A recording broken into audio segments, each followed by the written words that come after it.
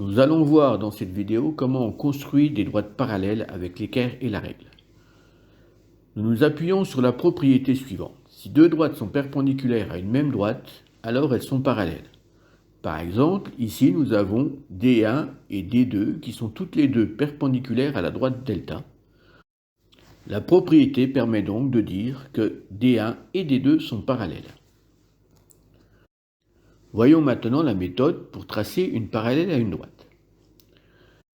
Sur cet exemple, nous devons tracer la droite parallèle à D passant par le point N. On place un côté de l'équerre sur la droite et la règle sur l'autre côté de l'angle droit de l'équerre. Puis, nous faisons glisser l'équerre le long de la règle sans bouger la règle, jusqu'au point N, et on peut tracer ainsi la droite parallèle à la droite D. Voyons un exemple. Ici, nous devons construire une parallèle à la droite D et une parallèle à la droite D'. On place l'équerre sur la droite D, la règle sur l'autre côté de l'équerre et on fait glisser l'équerre jusqu'au point A.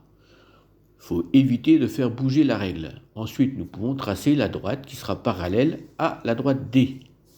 On n'hésite pas à prolonger le dessin de la droite puisqu'une droite est censée être infinie.